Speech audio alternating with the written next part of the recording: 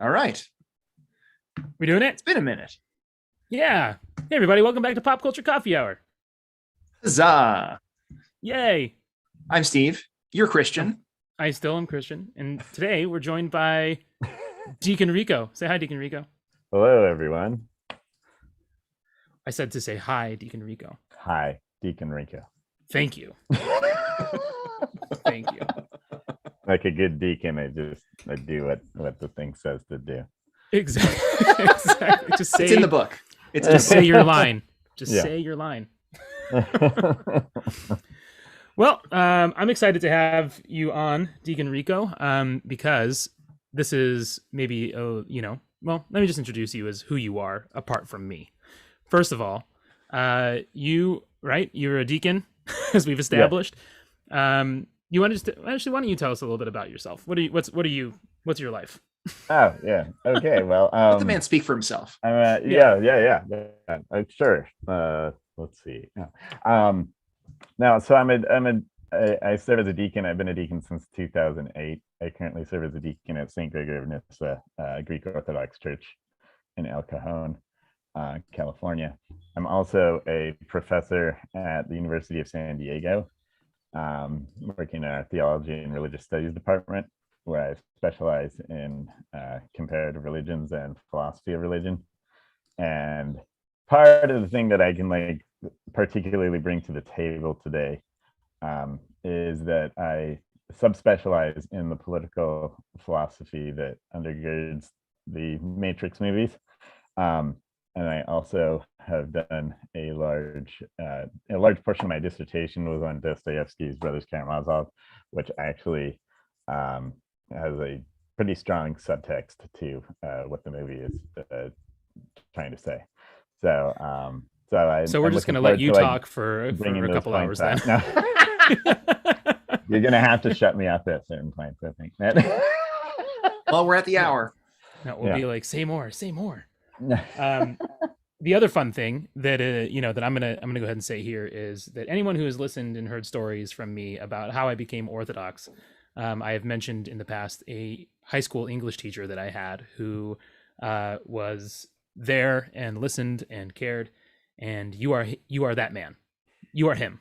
So I'm really excited to have you here because you've been a part of my life for a real long time, and now I'm the godfather to your youngest, and it's just like a really exciting cycle of life, and here we are doing awesome things. So I'm really pumped. Thanks for being with us today. I'm really glad to be here. It's I've thought I'd really enjoy regular conversations with you guys anyway. So can we get to at least do one, and everyone gets to hear about it. True. Yes. I'm going to express my disappointment that after that glowing introduction, Deacon Rico did not respond with "Know him, he's me." Oh yeah.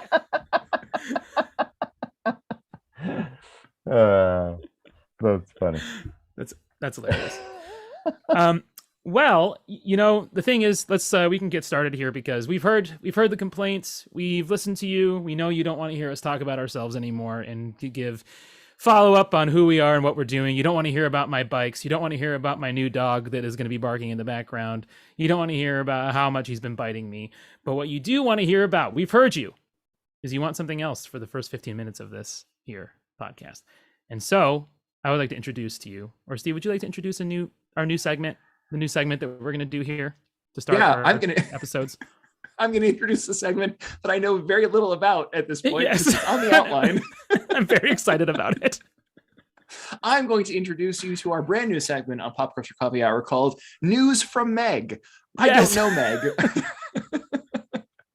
So I'm going to turn it over to Christian again. Tell us about News from Meg. Yes. So my friend Meg has this job where she has to regularly look at the news as part of her life and kind of see things. I don't really totally understand what she does, to be perfectly honest. But I appreciate what she does because she's constantly reading through news and often comes across some very funny things. Obviously, this week, there is a lot of other things that are dominating the news cycle. And the finds of this week were a welcomed relief to some of the stuff that's just happening across the ocean as our brothers and sisters are struggling over there in Ukraine. So Lord have mercy with them. And let's go to news from Meg. Okay, is there a jingle? There should news be. from Meg. It's news from Meg. Yeah. Yes. Okay. So here is the first headline of the day. Unused ticket to Michael Jordan's debut game sells for $468,000. $468,000.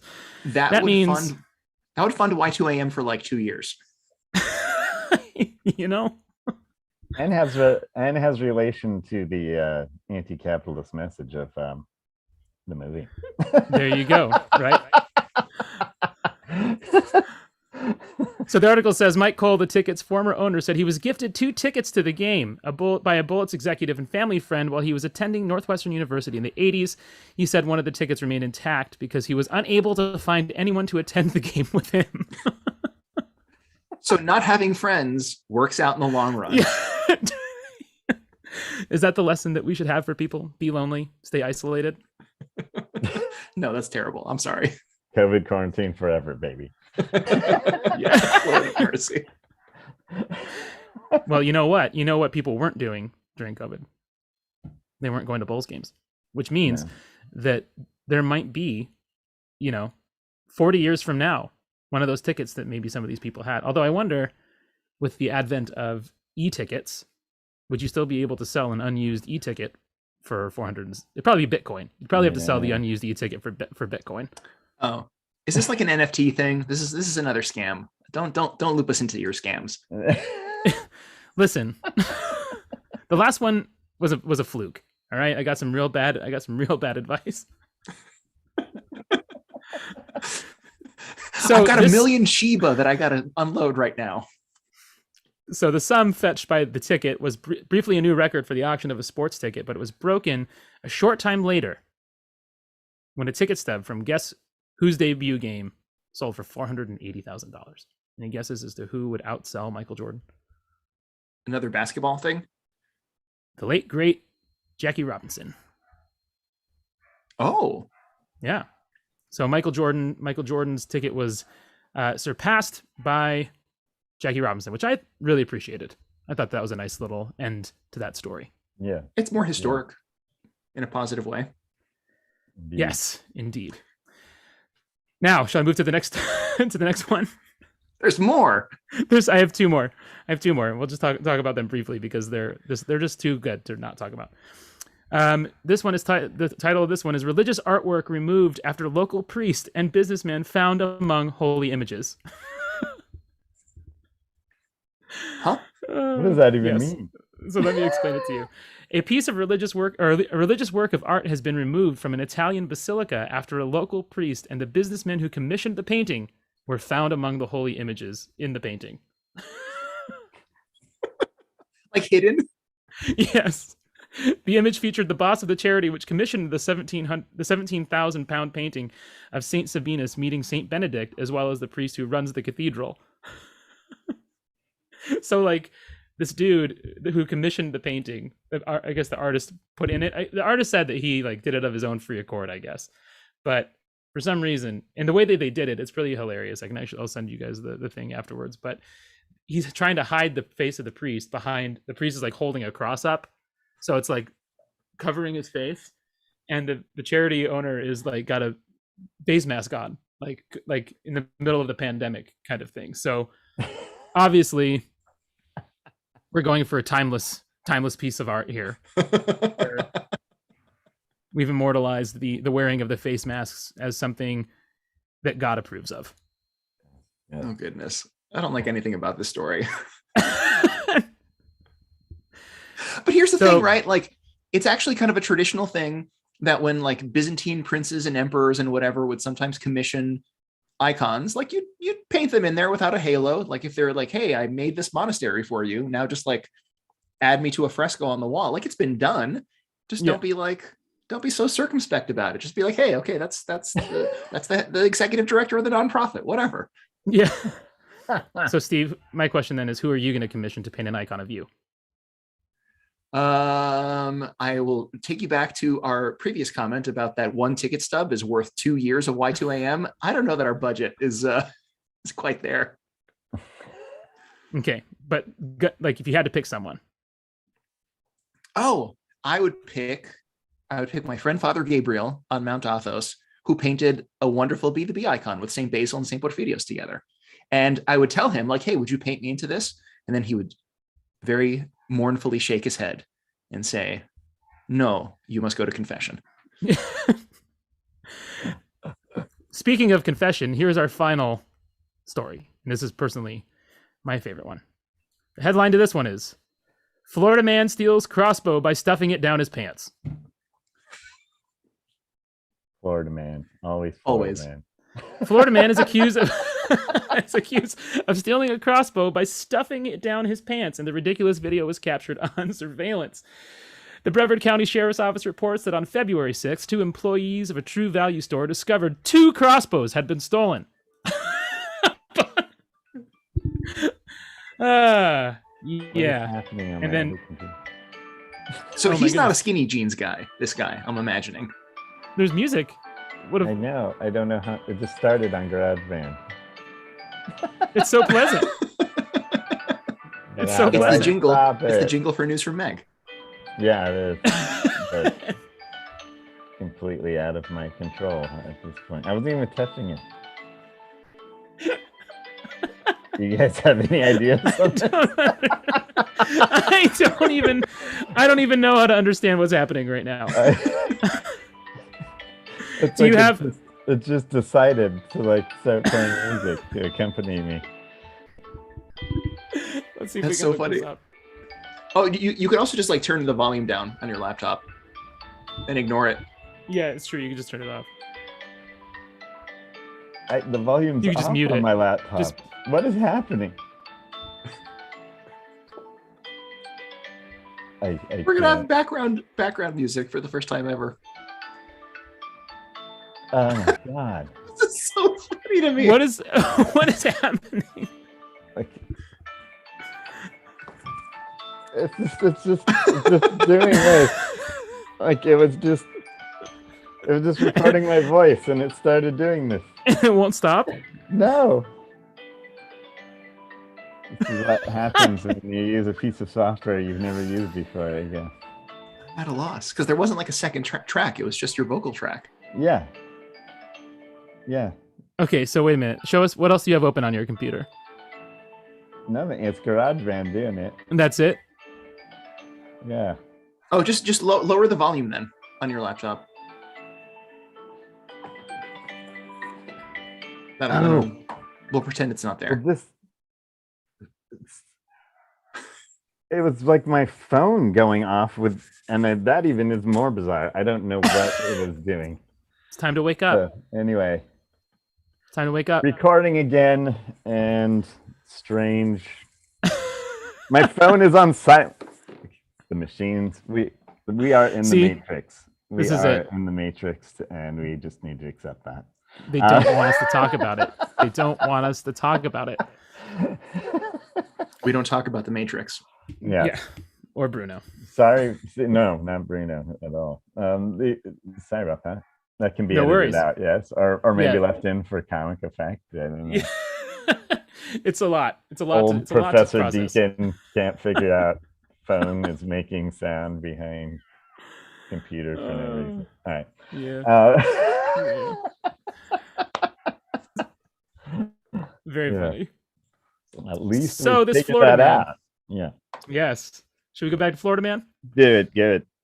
So here we have the suspect, later identified as Darren Durant, is seen in the video above putting the crossbow in his pants and walking out of the store undetected. How do you fit a crossbow? Like, is this a very enormous man? Yeah. So here's a question for you, Deacon Rico. You're a clergyman. I want you to imagine that this gentleman is now a part of your catechesis class. Mm-hmm. How do you help him prepare for confession? What exactly does he confess? Oh my gosh. And more importantly, how does God feel about this?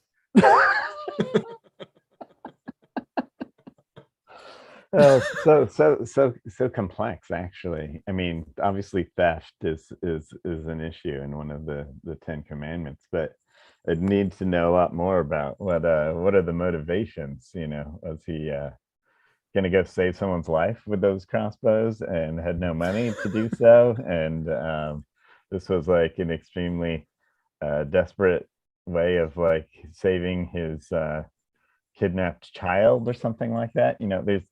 There's more. Are you more trying to things lay that- Miz this fact pattern? Is that yeah, what's exactly. happening? That's what I'm saying. I almost started talking about Les Mis.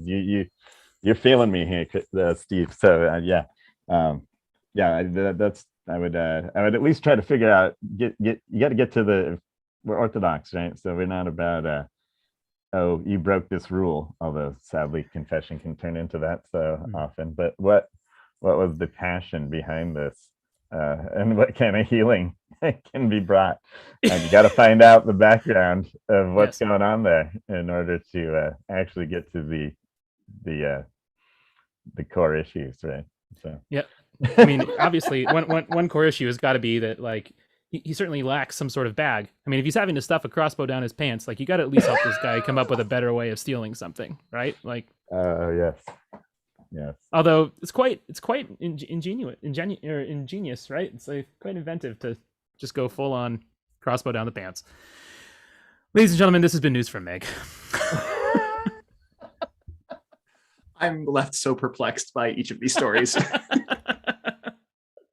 Oh yeah. Yep. Indeed. This is the world that we live in. This is our world. Well, now that we're befuddled and confused and can't tell the difference between reality and fiction, Yes. are we ready to get into it? Let's get into it. Totally. What is the thing into which we are getting? We are all in The Matrix, Part 4, Resurrections. Why'd they make a new one? But The question is, Steve, is why didn't they make a new one sooner? Fair. Why don't you go ahead and tell us what it's about?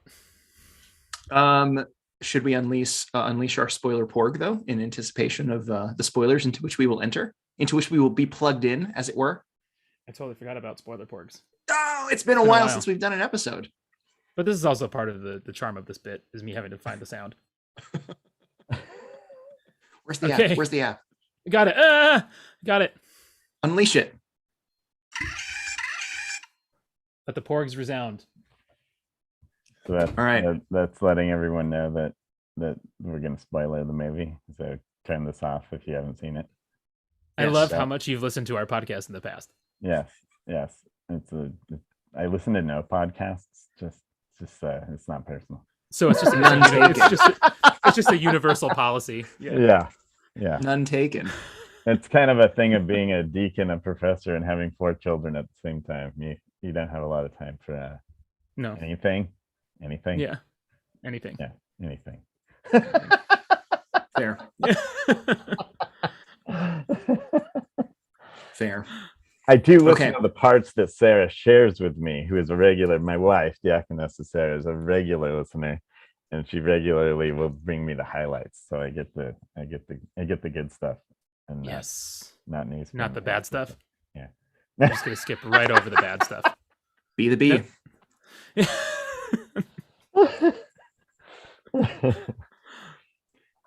All right. So we're in summary. Okay. So Matrix 4 just came out about a month ago. This is, we start in this very sort of different situation where Thomas Anderson, somebody that we thought was dead at the end of Matrix 3, is in like a fancy pants office, and he's a successful computer programmer, but he's been having some issues telling reality from the fictional world apart. And he's also really preoccupied with this woman, Tiffany, that he keeps seeing in a coffee shop, who also is like inspiration for his Trinity character from this Matrix game that he has put together. And as we begin to suspect, it turns out that Mr. Anderson is actually this familiar Mr. Anderson that we knew. He's Neo, but he's back in the Matrix. He didn't actually die at the end of the third Matrix. It's decades after that initial war happened. Things are different. Neo is not dead. He's plugged back in. Trinity is also not dead. She's also plugged back into the Matrix. Some machines have defected to join the humans as the struggle continues. Some programs that we remember from the last ones, like the Merovingian and all of those, they've become exiles. Things are a little bit different. But there is this analyst who resurrected Trinity and Neo and kept them kind of in close proximity to each other to keep this new Matrix going, because there's something about their dynamic that keeps things going. So Neo begins to realize this. He's kind of pulled out by a new team. He sees Trinity is still plugged in as he gets escapes. He wants to go and save her. And he kind of realizes at some point he makes a deal with the analysts. If I can convince Trinity to leave, we both leave. If I can't, then I get plugged back in. The analyst doesn't actually follow through with the deal because Trinity chooses Neo. Smith comes back in to help them, and all of this sort of like finishes up with Trinity, who now has these powers that Neo had in the earlier ones, flies them away, and they go off to remake the Matrix kind of in their own image and kind of turn it into this this better sort of version of itself. So she has got these like one sort of powers at the end, and instead of this single one, it is Trinity and Neo, who together are kind of the heroes who save the day. In a nutshell, did I miss anything? No, Seems like pretty much. Yeah, pretty much nailed it. Got a lot of practice. Yeah. Well, I will go ahead and say I'll go ahead and talk about how I felt about this movie. I give this movie a solid meh. You know, I was really into it for probably the first like hour and 20 minutes, and then it got kind of confusing at some point, and I didn't really know who the bad guy was anymore. And then like the last 20 minutes to me were just I could not understand a single thing that was happening except that swarm mode is terrifying. That was what I understood. Whatever the swarm bit was, I was scared, and I did not feel good about myself in those moments. But maybe I'm just an idiot, and that's why I didn't understand what was going on. And I also saw it after 2 weeks of silence. So it was an assault on your brain. It was a lot to take in. a lot of sensory. It's a very sensory overload kind of experience. Yeah. So, Deacon Rico, what is your response to this movie? How did you like it?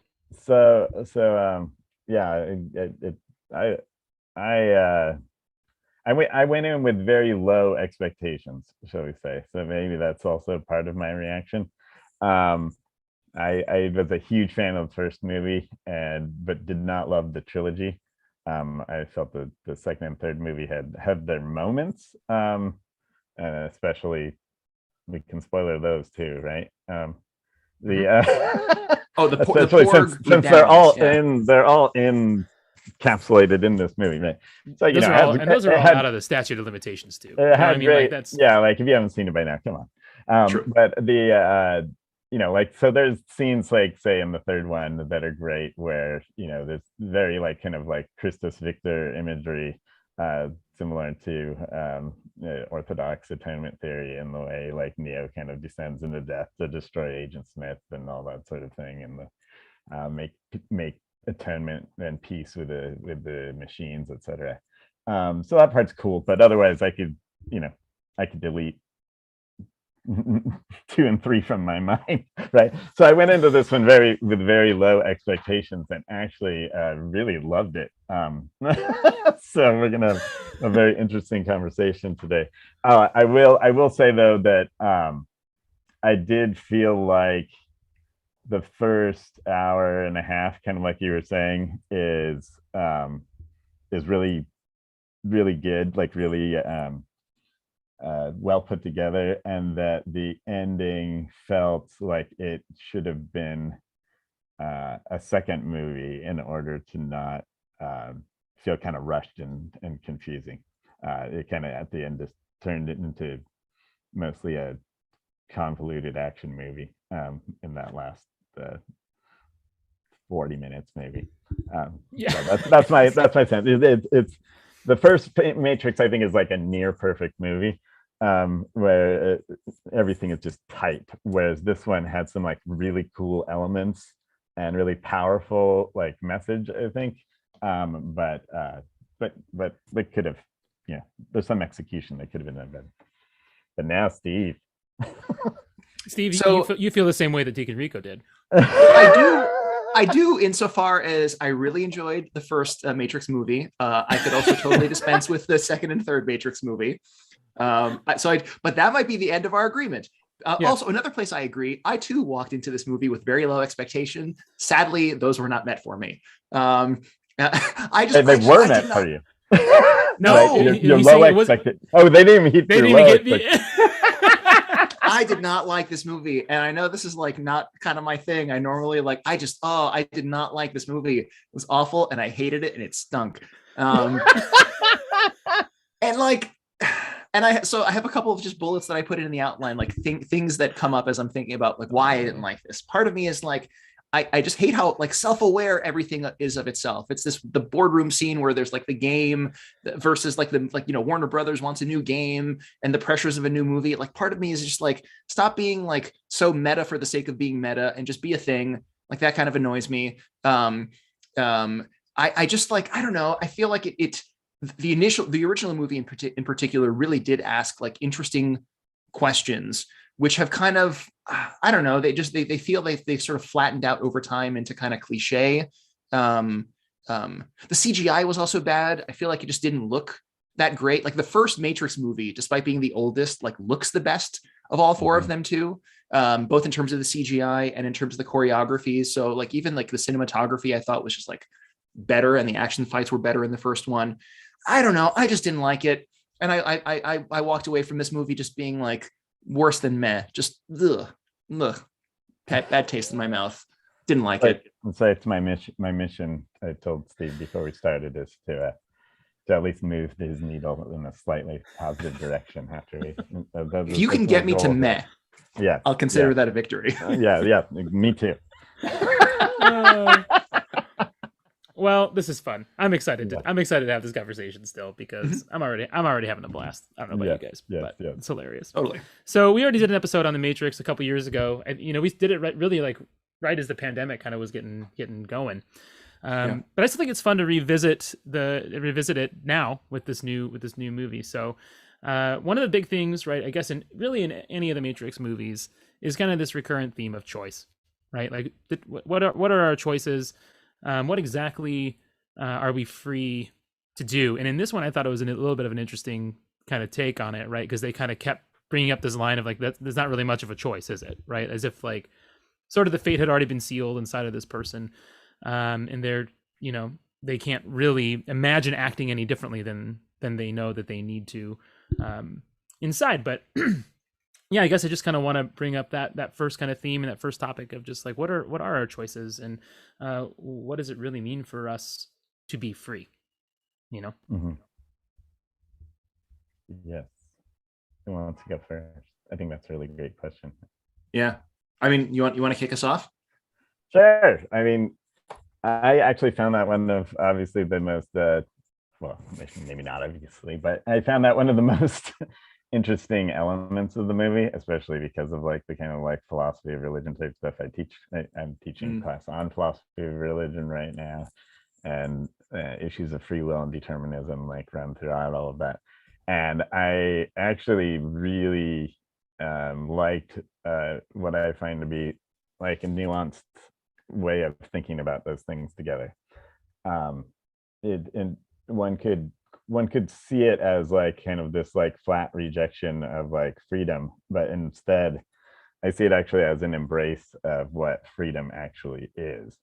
So for example, like don't want to use like, well, you got to, if you're going to talk about the Matrix movies, you got to use heavy philosophy. It's just like they joke about in there, right? Like, I don't want to watch a movie that requires a syllabus, but but professor says class is in session. Yeah, sorry, you do. And so what I'll say here is, like if you think of someone like John Calvin, right, who obviously his predestinarianism, it works on a metaphysical level. Like he believes that this is the metaphysics of a God actually like making us do things and choosing who, right? That's something that as in Orthodox theology we flatly reject, right? I would argue that what we see in the movie is an actual interplay of of choice and determination that is much more orthodox, because I would argue that when we see certain predestinarian ideas in the Bible, for example, if we understand them in a phenomenological term as opposed to metaphysical, and I just do a brief, like, hopefully super simple and accessible understanding of that. Metaphysical means like it's really happening out there, right? Like there's really, like I was just saying, for Calvin, God's out there like pulling the strings on everything, right? Even St. Augustine, already kind of like a micromanager of the universe, right? Whereas in the Matrix Resurrections, what we see is that the kind of person that we have been cultivated to, phenomenologic as a phenomenon, you realize that your choice has already been made by virtue of the person you are and the person you've cultivated yourself to be. So when they say it's not really a choice, it's not like saying I don't have like freedom. It's that my freedom makes it such that I can only choose this. And this is actually how we experience life, right? Like you don't wake up one day and go, I'm going to be Orthodox as a choice. If you're a convert, right? You don't wake up one day and go, you know what, I'm going to be a Democrat instead of a Republican, or I'm going to be a Republican or instead of a Democrat. You wake up one day and realize, whoa, this is who I am now. And I'm a Democrat now. I'm a Republican now. Yeah. Right. Like it's almost usually kicking and screaming against your will when you, yeah. So anyway, I've spoke long enough on that. I think that could be an interesting starting point to like discuss, or maybe not, but you know. Well, because I think maybe there's two ways to sort of parse that, right? That one, the freedom that we enjoy as human beings is not absolute, right? In the same way that God is sort of like absolutely free. You know, I jump off of a building. I cannot fly, no matter how much I will to fly, right? Unlike Trinity and Neo. But also like our freedom is a thing that is exercised across time, right? Like even though I sort of exist like in this particular moment, I have all of these decades of choices and things behind me that are creating this inertia going forward, right? This unfolding sort of like character, these bad habits that are deepening, these good habits that are deepening, you know, which I think again, like in terms of like our understanding of the heart and the character and the way that like who we are kind of like develops over time. You know, I don't wake up in a morning in this like particular moment and kind of like pull this radical 180 from where I am. Like, you know, you don't just say you want to stop smoking. Like it takes work because there's all this inertia if you've been smoking for decades, right? Addiction and sin and all these sorts of things. So I think like, so maybe that like two points to kind of like further unpack what you're saying, and we've talked about this on past episodes as well. Like, I think kind of like our, you know, political, you know, kind of philosophical notions of freedom are kind of one thing, but also like the freedom that we sort of see in Christ is a different thing. Like the freedom from versus the freedom to, like freedom kind of in this very sort of like flat political sense is there are no sort of external constraints upon me.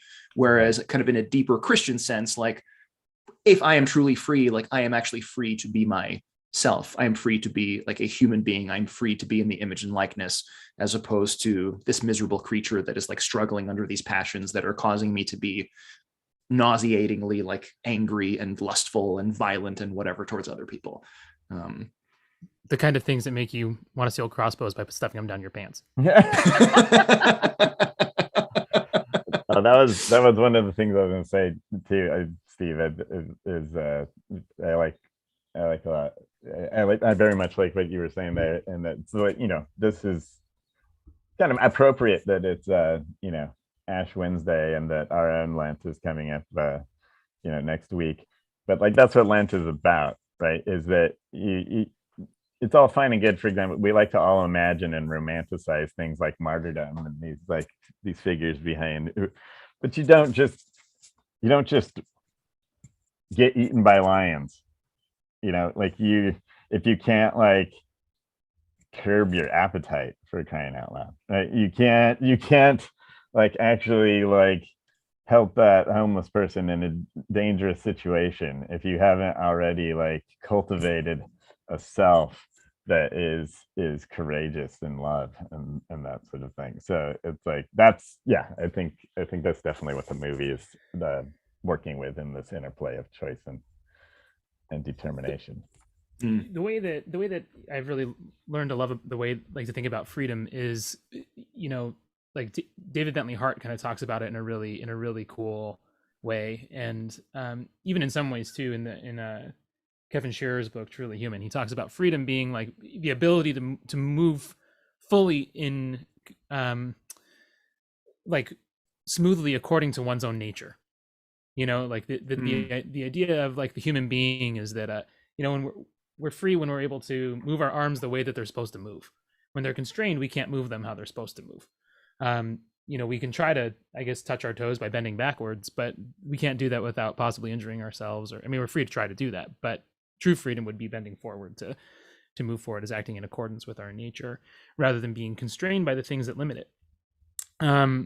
So the way that he talks about it, he says, what distinguished Christ in regard to the rest of humanity is not that he lacked the kind of freedom that others possess, but that he was not subject to the kinds of extrinsic constraints upon his freedom, ignorance, delusion, corruption of the will, and so forth, that enslave the rest of the race. He had perfect knowledge of the good, capital G, and was perfectly rational. Hence, as a man, he could not sin. Hence, he alone among men was fully free. So there's like I love that notion of that. It's the knowledge of the good. It's the when we actually are able to know what the real good is and move toward it freely instead of kind of thinking. I'm a firm believer that no one can actively want something that they know is definitely evil for them. People want things because they think that they're going to help them.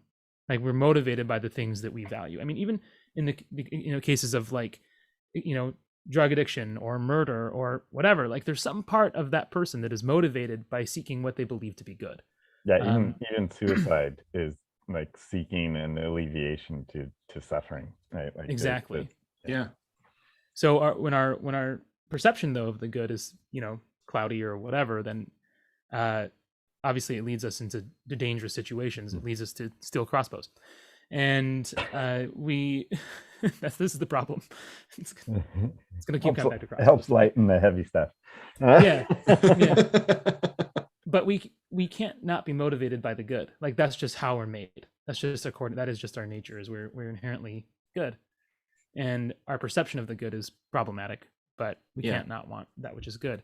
So I think that what's interesting then about this movie in particular, in all the Matrix world, right, is that like the people in it are kind of condemned to go through these meaningless cycles that the Matrix keeps them logged into, right? Kind of how you even talked about the montage with the game designers and all this kind of stuff. But the thing that was really interesting to me was Neo continually going to the gym. Like for some reason, that was the most despondent that I felt watching that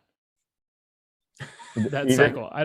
Even more despondent than the commentary on therapy. Well, there's not a lot that anyone could say to make me feel more despondent about therapy. So yeah, like the idea that the therapists and basically SSRIs are there to basically keep us in line and function with the Matrix, right? It's runs throughout the movie, right? Like you definitely get a what they talk about today of and this is one of the things I also really loved about the movie is the commentary on how the Matrix takes everything that is good and like holy and whatever, and then absorbs it and weaponizes it, right?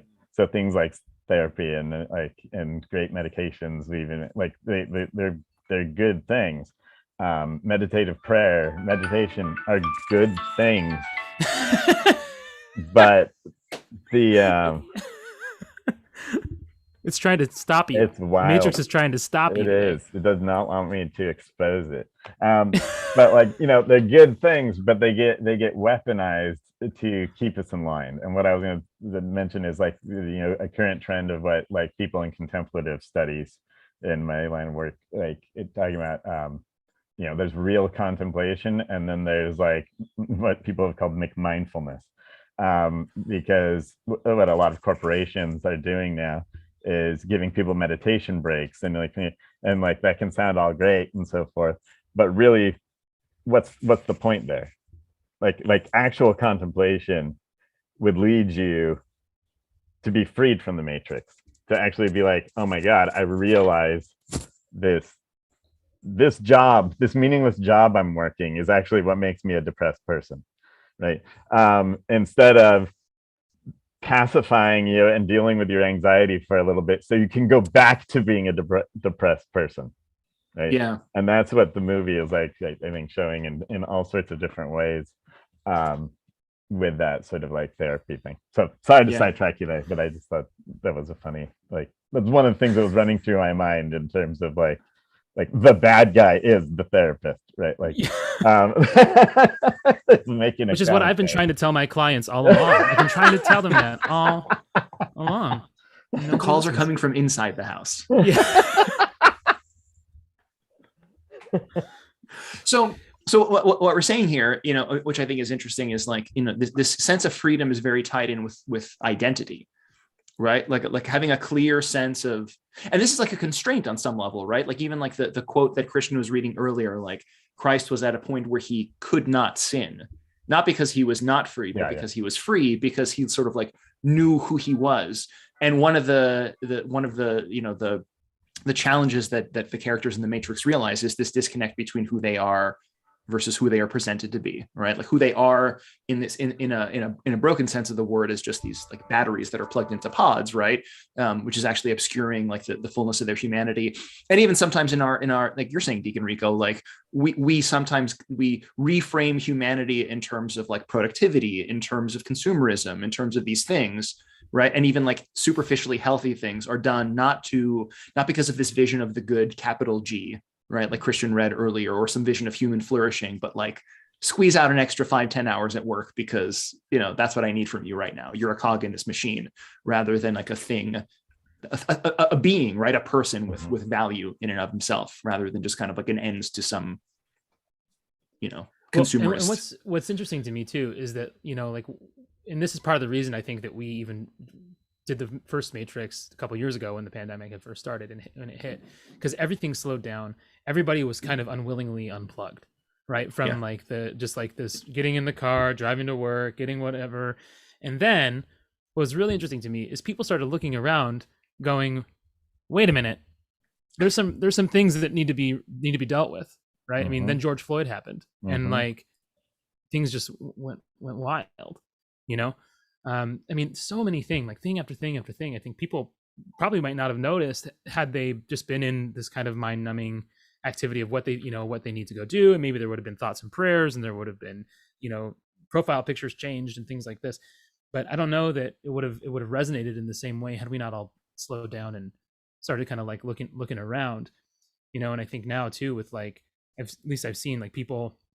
I mean, everywhere I go now, I see big signs outside of like stores and restaurants, like we're hiring, interviews on like walk-in, and like everyone seems like desperate to like hire people. I think there's a lot of reasons for that, you know, and I've heard people say, well, people don't want to work, and I first of all don't really believe that, but because I think it's in us to want to do stuff. We want to do things that we value, right? Like if we can create value and contribute value to something, we want to do that.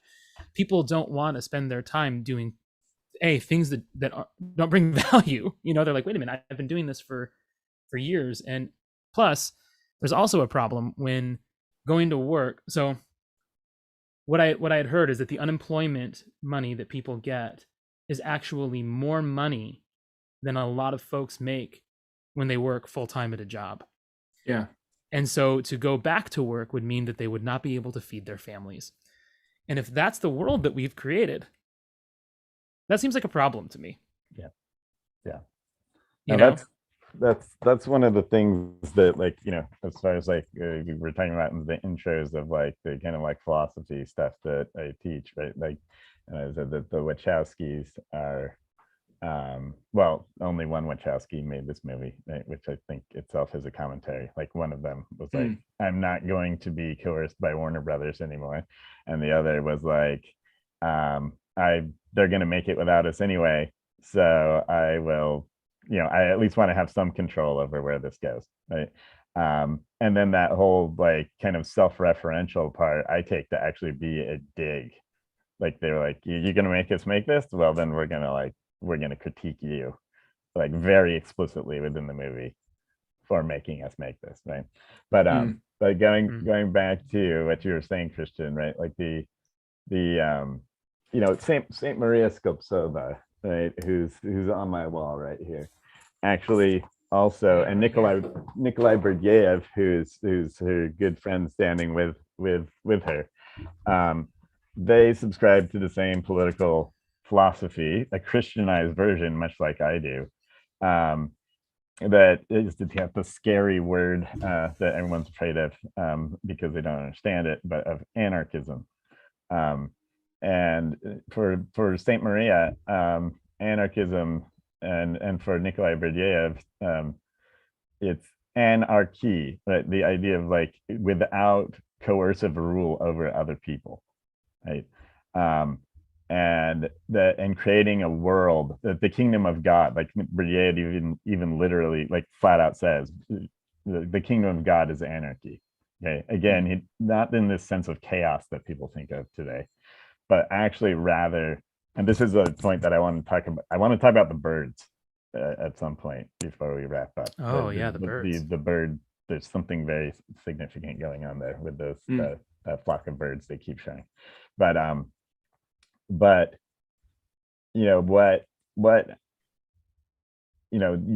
the idea that human beings, like that redemption is actually found in freedom and love and equality of all human beings, and further the idea that the actually most meaningful thing people can do is to actually take joy in their work and creativity, that human beings are naturally, this is something that like most people like would not understand. This is a major intersection point of someone like Karl Marx, who is also undergirding the film, and Christianity, right? In that, I'm gonna get lots of hate for this, but anyway, people need to read and think. But but Karl Marx, the definition of the human being is that we are a self-aware entity capable of free and creative action.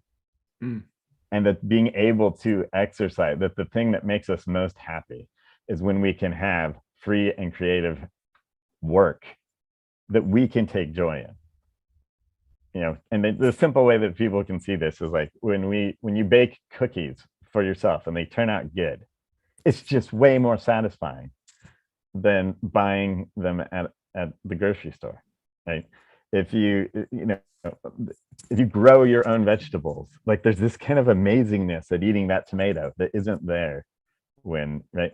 And so that sort of alienation from ourselves and alienation from our work is at the core of like Marxian and anarchist concerns that the Wachowskis have and are doing the whole time.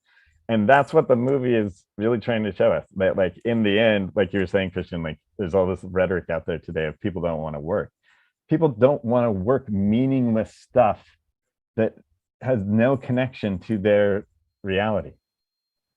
But a good, the anthropologist David Graeber, late anthropologist, like did a study of European and American culture and found that 40% of people can't find any meaning in their jobs. Jeez, man. Any meaning. How much time you spend. And here's where it gets even sadder. Those are actually the higher paying jobs. So what we're in a situation of like, you want to talk about like mass alienation and mass depression, that is what the movie is. One of the main things it's trying to communicate is that you either have the people working what David Graeber later calls the BS job, which the person can't justify to themselves for why it even exists, but they get paid the most, right? Corporate lawyer or something like that, right? And then, I was there, totally, yeah. And then on the other hand, you have now this something that was revealed by COVID, the essential worker, the people that are actually needed to make this thing go. They're like truck drivers are so utterly essential to our lives, but we just see them as nuisances and inconveniences on the street. And the people that run the supermarkets and all the things, the essential work, they get paid the least. Yeah. So we're literally living in a world where the people paying the most have no meaning in their work, and the people that have like some sense of like, well, at least I provide these services for people, get paid barely enough to like get by. Yeah. And this is really ultimately what the Wachowskis are trying to talk about, like to actually see the world for what it is and think about how it could be otherwise.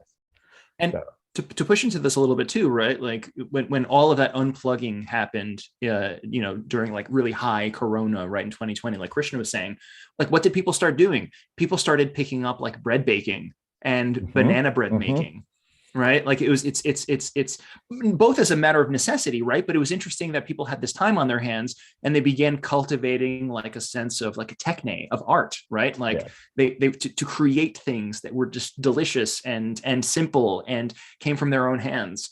Which I think is another example of that sort of unpluggedness, right? Like I'm not going to go to the store to bake bread. I've got time. Let me like hear the crackling of this like loaf that's coming out of my own oven. We kind of see this, right? This disconnection that exists, and that's what I feel is the contribution. Like, because when you make a fourth movie like this, you've really got to have a like so what takeaway. Like, why did this get made, right? And my big takeaway. I mean, there's a couple of them, but one of the things that I really like would highlight, even though I agree, Christian, with Christian and you, Steve, too, that the ending felt rushed and convoluted. The contribution that this one makes along the lines of what we're talking about is instead of just destroying the Matrix, this idea of like taking it over and remaking it as a thing of love and beauty and freedom instead of a thing of control and power. And that is a significant difference from the first film. Right? You're nudging me up to meh. That was actually yes. So let's kind of get the conversation going towards even just questions then of like what it fundamentally means then to be human according to the Matrix, right? I mean, this is like a really interesting question all throughout the whole series, and they continue to ask it in this one for sure. Like what is really the destiny of the human being? Obviously we're not meant to be batteries that just keep a thing kind of going, right? Yet we also are very much the engine that drives culture, right? So it's kind of a both and, but we're not supposed to be the servants of it, but we're supposed to be the masters of it, kind of like what you're saying here, that we're supposed to create it in such a way that it is to the good of all, right? The greater good, the mutual good, what is good for the whole. But the analyst's new Matrix is built on fear and desire, right? Because what he begins to realize is that those two human emotions actually make the Matrix run more effectively and powerfully. But so there's this kind of like fear of losing a thing, but also the like desire that drives us from like it's something as long as something is just kind of out of our reach, right? It makes us want thing. And there's kind of like a weird thing with like despondency that I started thinking about too in this, right? That like despondency, the way that at least that like I've read Evagrius talk about it, is like this hating what you have and wanting what you don't, right? Like it's kind of this like I want someone to talk to, but then you like the the despondent monk is the one who looks out of his cell and wants to talk to somebody, and then he sees his brother monk go by and he goes, but not that guy. And like that's a hard place to be, right? I want something but not that. So I don't know, I found it really interesting that now we kind of got into something kind of what you brought up, Steve, right? It's no longer just Neo as the one who's going to save the Matrix. That we've kind of moved beyond the only Neo can save us kind of thing, and now we've moved into this interesting kind of thesis that only love will save us. And that is a really interesting thing to me. So maybe we can kind of talk about the how we just run into what it means to be human vis-a-vis being a part of the machine, love, fear and desire. Go. Yeah. I have a thought that connects to a past episode that we did on Atlanta, which maybe Deacon Rico, you heard highlights of through the Echo Necessara possibly. So like, because you're saying that one of the kind of assumption behind the new Matrix that Neil Patrick Harris makes, right, is the fear that kind of like undergirds it. And when we did an episode on Atlanta, the Donald Glover show that's on Hulu, like one of the things that we were chatting about was the sort of fatalistic, fearful sense of like, that's kind of like the cosmology of that show. It just feels very like classical in the sense of like being pagan, right? There is no sort of like Christian hope or sort of like value Right. of the universe. There's just kind of this oppressive system that grinds down everybody within it. Like it feels like you're watching, like it feels like you're reading Oedipus rather than reading Macbeth, right? Like this, it feels more like classical tragedy. And something about this, right? Like a world that is built upon fear kind of feels like, again, like the culture seems to be wrestling with this, like, I don't know, this pre-Christian sort of like feel to it, this fatalistic, oppressive, like the gods are demons rather than like, Christ who comes down to be one of us. Like this, just like this heaviness, which is also paired in this movie though with this like desire for love. Like, and I'm kind of like maybe beginning to like reappreciate that about this movie as we're talking about it. Like the realization of like the heaviness of the world and the further sort of pushing back with like love is the only answer, which it is, but for whatever reason, like what Christendom has wrought over the course of the last few centuries is this sort of like neo-pagan oppressiveness. Yeah, yeah. And along those same lines, I think again, just coming back to what or tying into like what does this movie contribute? Like why have it? And 23 years later after the first one. But the movie itself is showing the way the Matrix that is society, that we're all little batteries powering, and the way the Matrix evolves, right? There's a really powerful and disturbing documentary by one of my favorite documentarians, Adam Curtis, called Hypernormalization. And in there, he talks about how one of the things that shifts, not only does he even have like the exact line, like the system absorbs all opposition, and like it's so powerful and all encompassing, it absorbs all opposition and transforms it. That, but what's happened, what he talks about further in it is that, in 1999, when the first Matrix came out, the social media was not a thing really. Right? Now it is everything.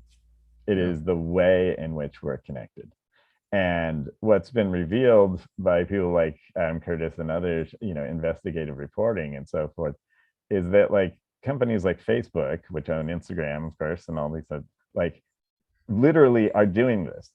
They even run like experiments on creating like mass depression by like what it shows up in people's feeds, and like how they can manipulate moods and so forth. And the further thing they know is that they make money by us clicking.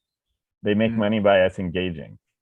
And so like that whole like despair and hope and despondent, but like back to fear, and that like the analyst saying that that's actually what generates the most power and energy. That is what we're now living in as opposed to 1999. That all the headline, like what Adam Curtis even goes out to say is like it's all ultimately, all the headlines are ultimately on some level fake news, not in the kind of Trumpian way of like saying it, but in the sense of like their main goal is to get you angry or despondent or whatever will cause you to click. And that's what's going on in the is like this dehumanization and manipulation of people into this cycle of like anger, despair, fear, hope, etc. And that's what's powering the whole system right now. Like 50% of the Nasdaq's worth is in this kind of like data type mining of us. So like it's, yeah. So this is another area where I think there's actually some pretty brilliant things that they're playing with, even if the execution could have been a little better. Yeah, it's occurred to me recently just like how much of life we make up. Like so we so weren't many other created things for this. No, we weren't created for this. No, I know, and it's sad. Questions of just of separateness, not distinction, but separateness, right? That somehow we're all separate from one another is like that's made up. The economy is made up. Nations are made up. Like so much of it is just made up, right? We kind of have invented these things to, I guess categorize the world in some capacity.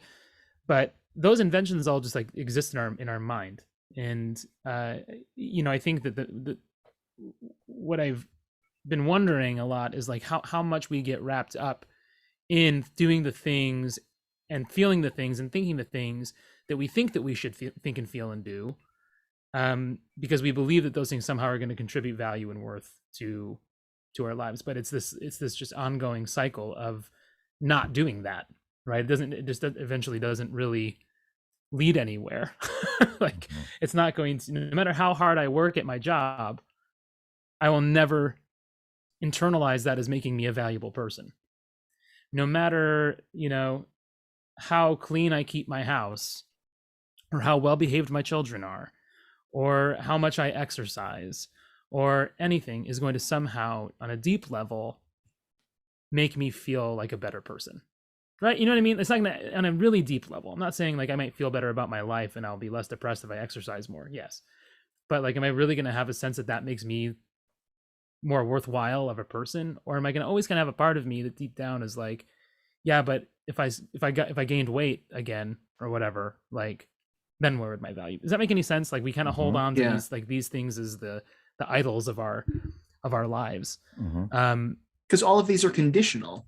Right. Yeah. Like, especially that thing that you said at the end, right? Like, yes, clearly, like, being in better shape is going to have positive sort of outcomes for you. But there's always what if I don't jump through this hoop or somehow fail at this task, then the esteem that I get is somehow, it's conditional, right? If I don't look a certain way, then I'm going to get negative, So I'm going to share a little example of how when this came to my mind.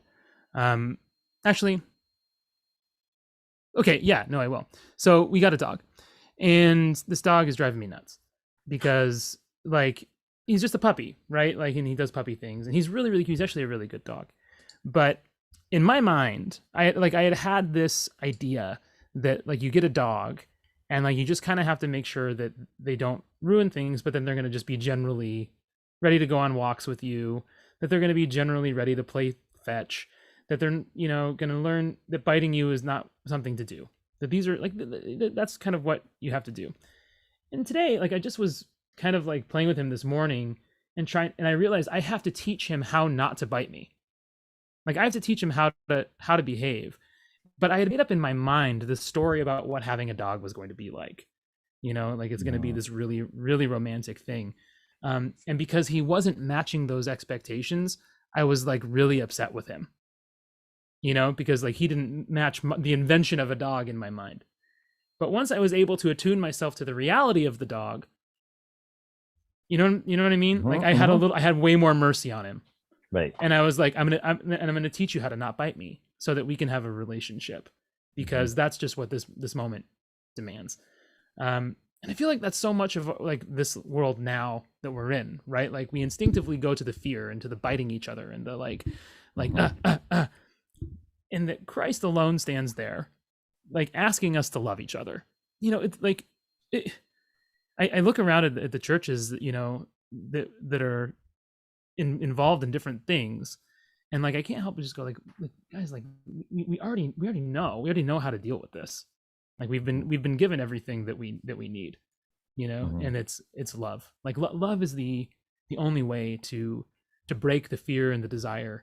It's the only way to transcend the divides that our minds have invented, and to see that, this morning we did a little like prayer thing in my family for Ukraine, and we each drew like the Ukrainian flag just to kind of like carry with us as a way to remember, to remember what's happening and to remember the people over there. And then like they asked that this thing that we were doing asked us to write a word on the thing about like what you hope for over there. Maybe it's peace, maybe it's,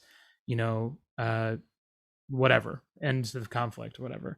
And my little daughter, Ava, wrote love. Like that was like what her prayer was just like love. Because really it's like love is the only thing that can stop whatever's happening over there.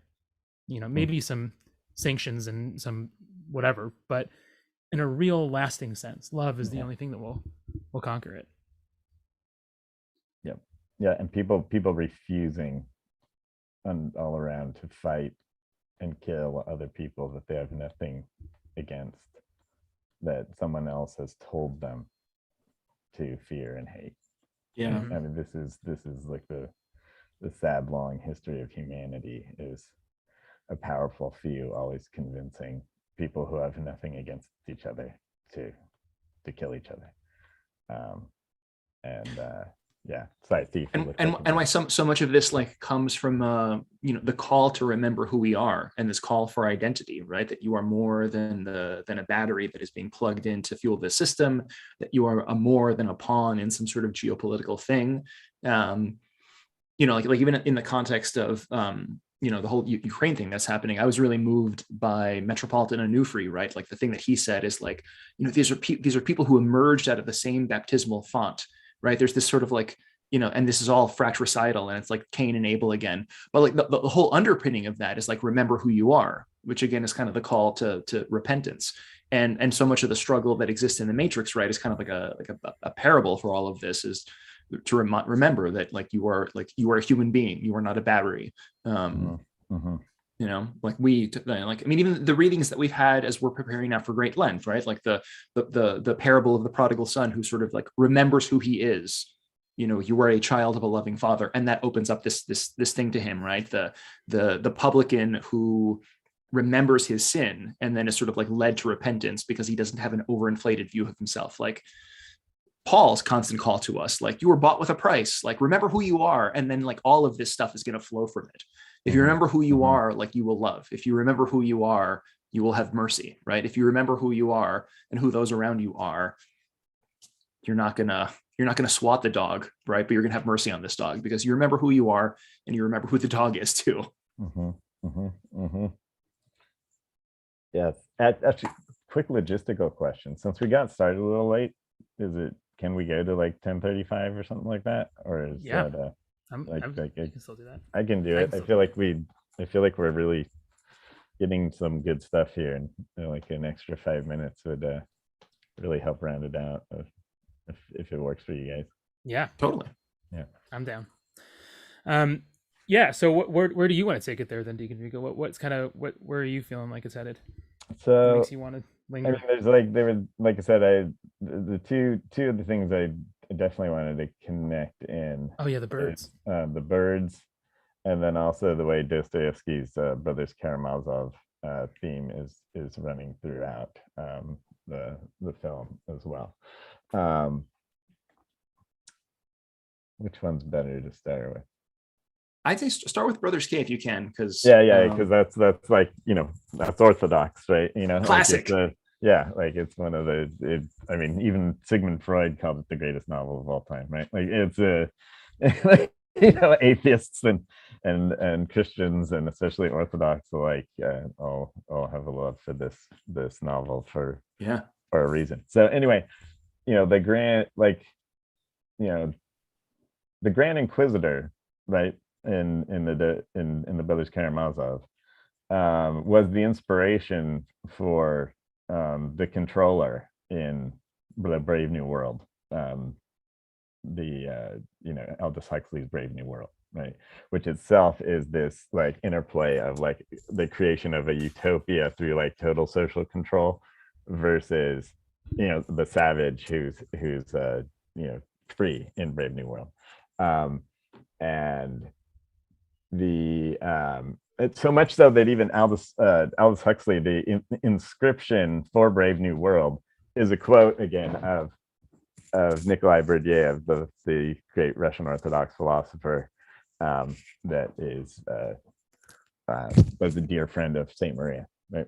Skobtsova.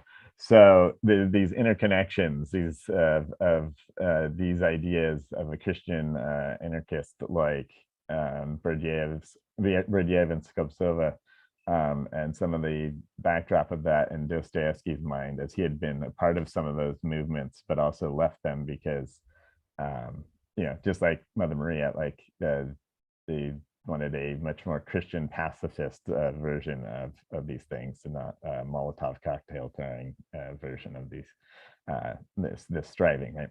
So anyhow, the Grand Inquisitor's whole thing in Dostoevsky is that the whole problem is human freedom, right? That we need to be controlled. We need that to be taken away, and that's something like Agent Smith in the original films says, but it's also something that the analyst is after in these, right?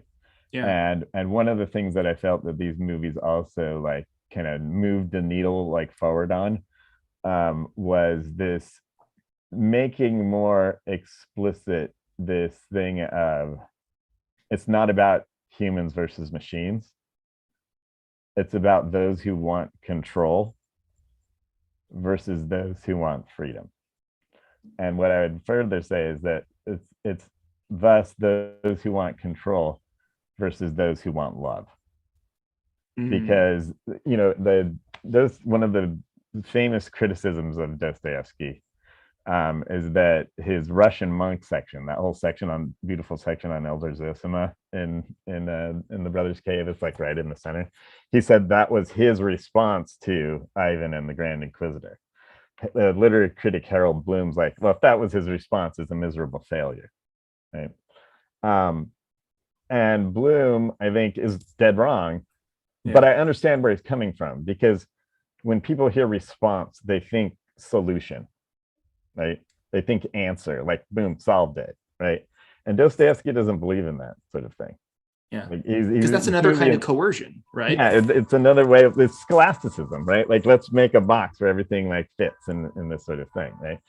And so, like what at the end of the Grand Inquisitor part, you have Alyosha, you have Jesus, just he never says anything, right? He just kisses the Inquisitor. Similarly, you have Alyosha just kiss Ivan, right? That action sets up like the whole thing in the Russian monk, and the emphasis throughout the Russian monk of like always cultivating humble love and like a wonder at the world and the love of the birds in the sky. It's going to flow together now, right now.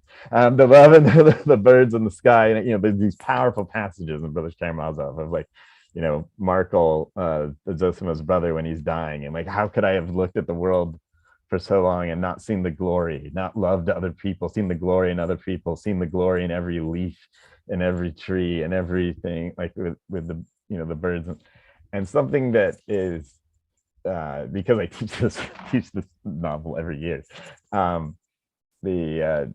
it's just always been on my mind is what Bloom is missing is that the response is saying here, yes, Ivan is right about a lot of things, but also this, right? Instead of saying, no, that's wrong, it's yes, but also. And so what both the response, of Alyosha and Alyosha and Jesus to the Inquisitor and Ivan, or what's in the Russian monk, where Zosima also sums it up, like, should I take things by force? If you're ever confronted with a choice, take things by force or take it with humble love. He says, always choose humble love, right? And talks about how it's like the greatest power that there is, right? And I'm like, that's what this movie is about. Like, this movie is about the tension between trying to like take things right, like the new thing is not man versus machine, but those who want control and those who want the actual possibility of freedom and love. Because love, which is why Trinity has to choose to leave. Yes, because love has to be. This is the thing: is what Dostoevsky ultimately saying is a world without love is a world without meaning. You don't have any meaning in your life without love. But the further thing is, love requires freedom. It requires freedom. You cannot be coerced to love. If I tell my wife I love you because I have to, I tell my children romantic. I love you because I have to, right? I got you these flowers. If I tell my my congregation I love you because I have to, that's not love. Yeah. Right. And also on the other side, feeling coerced is not love, right? And so that's one of the really, like, I think powerful things that the movie is playing with on that. and the birds, the last thing I'll just say, sorry, but the last thing No, I'll this say is about good. the birds, I couldn't help but see again, because of knowing the political theory that the Wachowskis ascribe uh, to anarchist political thought. There's a documentary out there also called The Accidental Anarchist by this man named Karn Ross. He's now a diplomat that helps movements like the one whose hat I'm wearing right now. It's not a Mao or Stalin or Fidel Castro hat. Sorry to disappoint anyone who's ready to hate on me for that. But it's a hat about the indigenous people in Chiapas, Mayan people who have formed autonomous communities of direct democracy, of communal making decisions, of like a society that is attempted to be built on love and freedom and consensus making democracy, not 51% defeats 49%, right?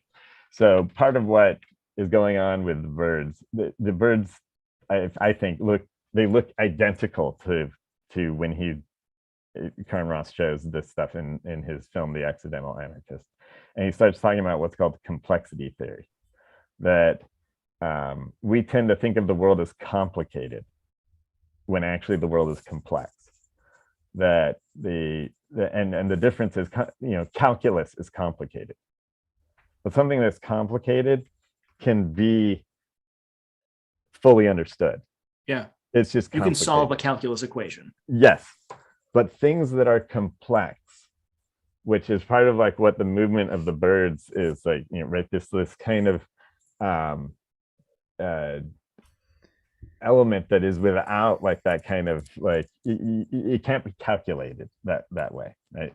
It illustrates that the world, and this is part of like the problem with control, is that the world is complex.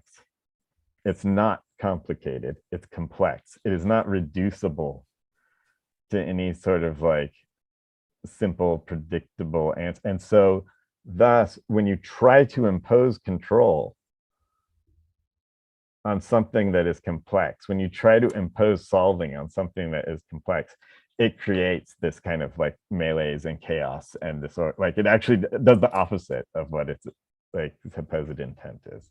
So there we go. That's my thoughts on the well, that's a really interesting thing too, because like I've even, it's in some ways it's making me think of like the don't think about pink elephants thing. Like when you try to like impose like that kind of idea onto yourself, it just does nothing but make you think about pink elephants, right? Like you can't, it doesn't do what you want it to do. Or when you tell yourself like, okay, don't eat the cake, don't eat the cake, don't eat the cake, don't eat the cake, don't eat the cake. Like, yeah, you just are meditating on the cake over and over and over and over again. As opposed to, it's like, don't let things get out of control. Don't let things get out of control. Don't think that you're going to be so, again, it's that attachment to a particular goal, right? In your mind, like we become attached to this thing. And so it actually feeds the frenzy inside of us and inside the world. It's a really fascinating thing. Interesting too about the birds. There's a documentary that I really love called I Am, by a guy named Tom Shadyac, who is the guy who did Ace Ventura and Bruce Almighty and stuff. Have you guys seen this one? No. It's so good. Oh my gosh, I'm intrigued already just by the other stuff he's in. Yeah, seriously. Yeah. So it's really really good. But he at one point is kind of he starts talking to all of these world leaders and like religious leaders and philosophical leaders, all from all different kinds of walks of life, to kind of about like this complexity theory kind of thing that you're talking about. And he says like in a flock of birds was actually because how they can all move together. And he says that what they are documenting when they take like really slow moving cameras and like film flocks of birds is that what they begin noticing that is with every moment, each bird is casting dozens of votes, like with the way that they flap their wings. And so they're all voting together about which way they're going to go, which is why they kind of keep with one another, which is just, which is like really pretty incredible. Right. Yes. Like if everyone's voice matters in this thing, then like we can probably figure it out. Thank maybe you. we go back and forth and there's not like a straight arrow, but we'll figure it out together as long as we all kind of get a vote. Yes, yes. So thanks for unpacking that part because I was reaching for it, like, and then I wasn't getting. But you just, yeah, you nailed what the rest of what I was trying to say there. And I didn't even need a crossbow for it.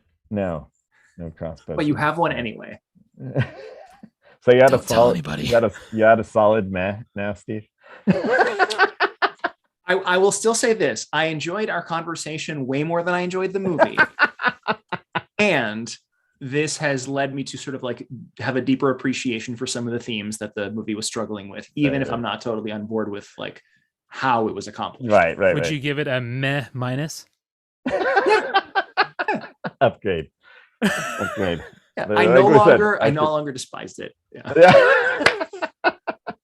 Yeah, because the themes are beautiful, at least, even if the execution annoyed you. Yeah, and the conversation is beautiful, and this is honestly one of my favorite things about like doing this podcast together, because like I feel like like Christian and I have remarked about this a bunch of times. Like we might have an instinct or a thought or a feeling about a movie, but there's something wonderful about like friends coming together to just sort of unpack it and push and pull. And yeah, this is beautiful. This is really beautiful. Yeah, this is even like the birds, right? We're all kind of flapping our wings together, and we're all sort of just taking this conversation somewhere. Yes. Thank you guys so much for having me. Like, oh my gosh. Really thank you for being here. And you were absolutely essential to this conversation. So thank you. Well, thank Most def. Do we need to, I know it notes on the outline, there's the finding God thing. That do we want to leave people with that a little bit of inspiration, or yeah, did we if you've got time. Did we imply it in a yeah, I can do it. I can do it. Cool. Great. So Steve, where's your God sighting? Well, so God sighting, which we've been doing for a few months now, right, is just our attempt to kind of be the bee and share a place where we saw God at work sometime in the last week or two. We have a bigger window since it's been a while since we've been back for an episode. But my contribution this week is actually from last week. So I spent last week in Dallas at the end of this very long work trip. And I spent a big chunk of that time with the OCA Diocese of the South. And I was doing effective Christian ministry training for them, which was super awesome.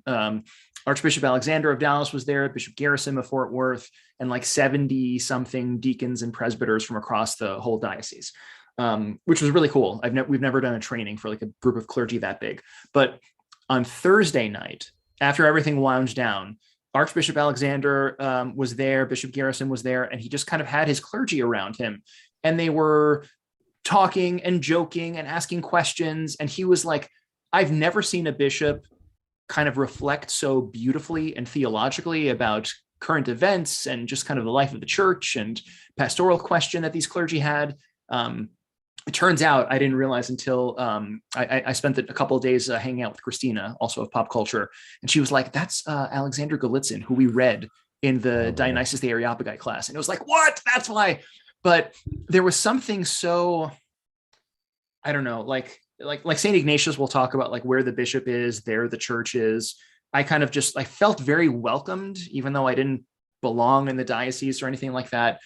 I just, the feeling that I just had in that moment was like, oh my goodness, like this is the church. This is like a sort of, a pious, faithful man, rightly dividing the word of his truth, surrounded by his clergy. Like there's something really beautiful about that. And I don't know if I'm doing justice to it, but it was like really wonderful to be in that room for those hours. It was truly wonderful. I love that. Yeah. It's always good when you see somebody who actually like is a presence of love. Yeah. They're striking when you encounter them. Right, like the back to like the Grand Inquisitor. Like one of the things I love about it is that I even gets that, like when they recognize Jesus, like it's not because, like, a lot of times people make that error, like, oh, he raised the girl from the dead and that's how they recognize it was Jesus come back. But it's not that. They recognize him first and bring the little girl to him. And they recognize him because of this like presence of love, right? That is the thing, So anyway, that's really cool. And I would just say that actually I'm just so grateful that you guys invited me to do this, because it like made me finally like sit down and watch the movie that I'd been avoiding because I was so convinced I was going to be disappointed. And without going on too long, I've had a rough couple of weeks, struggling with a number of different things. And the movie was actually a really good reset for me. A reminder that the only thing that matters is love, and that when we embody that love, like, that's God flowing through us. So yeah, thanks guys. Yeah, that's a good word, man. Mine's gonna be a little bit lame after that, but mine was, I saw this really sweet crossbow in Walmart and I just knew I needed it.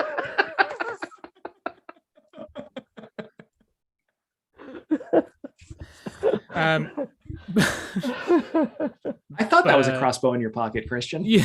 Yes. So recently what happened is my family and I started using this fantastic little app that I recommend, called Lectio for families. And it's just like the sweet little like 8-10 minute kind of reflection in the morning, read by British guy or a British gal.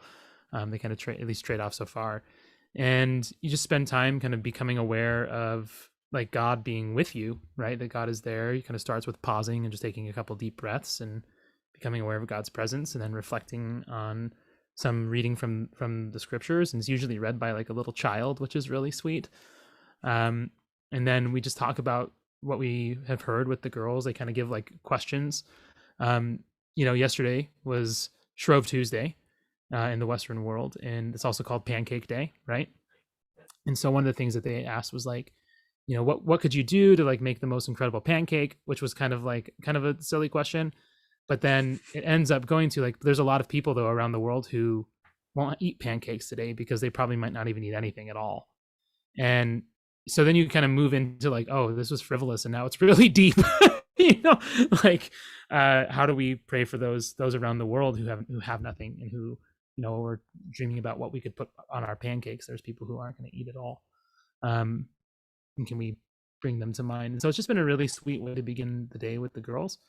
We all sit around the breakfast table and kind of just try to become aware of God's presence with us, and move toward him as a family, which has really been a great thing. And the girls say some really sweet things. So that's my thing. Lectio for families.